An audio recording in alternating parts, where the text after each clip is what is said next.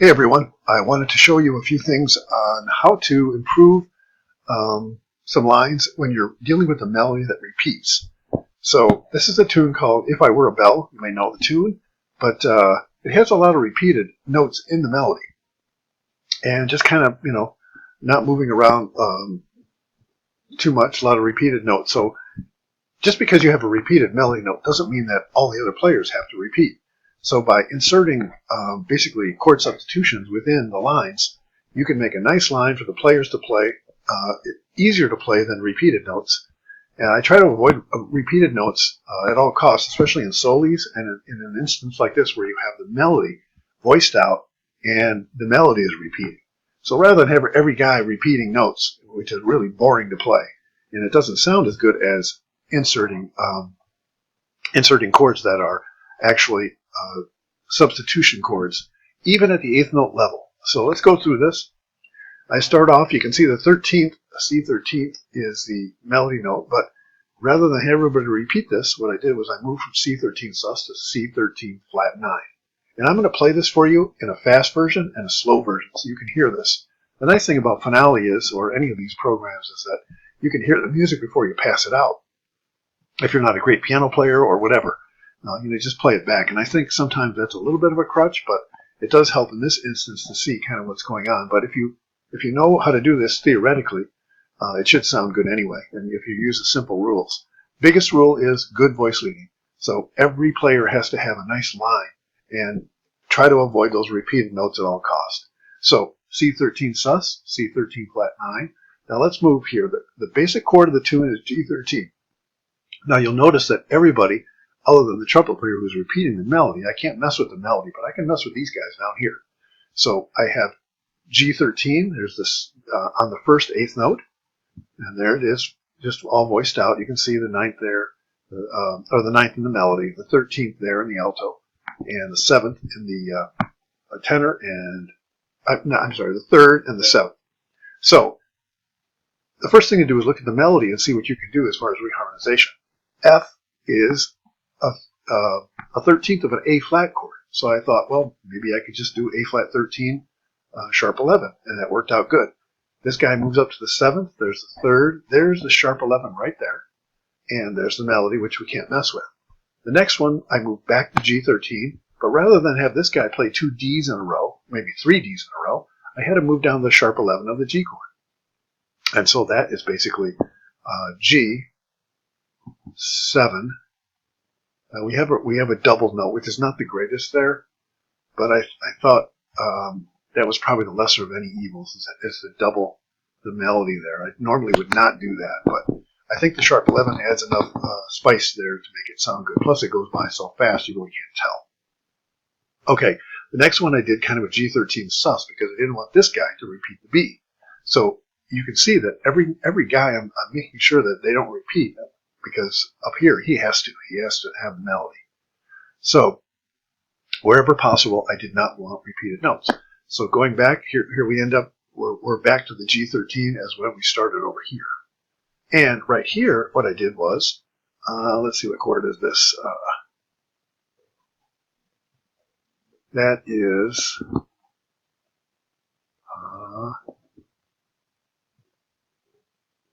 G. There's a flat 9 there, plus 5. So that is, I'm sorry. This actually is D flat suspended chord, moving down to C suspended chord. Now notice in the bass note, you have to have those bass, figure out what chord you're going to do on the downbeats and put the bass on the root of that chord. Notice how none of these guys have a root up here, generally. I never, unless it's in the melody, don't have that. So, I'm sorry, I just had to read that real quickly. That is a suspended chord moving half planing down to the sus chord. Okay, so here we have more chances for repeated notes. I could not avoid some of these, but I tried to do as little as I could. Over here, we went through C13 sus. We moved up to D flat 9 sharp 11 because there's the sharp 11 right there. So look for altered chord, or altered tones in the melody, and then voice downwards and make that chord. As you can see, I did it in the bass, made a D flat back to C, Here we have C sus again. So everybody moved there, and everybody except that guy moved. So sometimes you're going to have a repeated note in the inner voices, but I try to avoid it. So we have C7 flat 9 there, and then voiced out kind of a chordal F major 9. And here's where I broke up the density. Now notice this is all dense, 4-part density, meaning there's 4 notes going on at once. I didn't do that here. I went to unison. So it does give the listener a little break from all of this harmony here. And then moving on, just a few more bars here. B flat 13. So I tried not to have any repeated notes. I had to have the 3rd and the 7th repeat, but I put a sharp 5 on this guy. So this is actually B7 sharp 5, or B flat plus 7. Okay, moving down to A minor 7 flat 5. Now, what I did here is I moved between A minor 7 flat 5 and the 5th. And then I did a tritone sub right there on the last note. So we have A minor 7 flat 5, basically for the whole bar, but every beat is, or every other 8th note basically is the 5 chord. So here we have A, E flat, G, and C that spells out an A minor 7 flat 5 chord.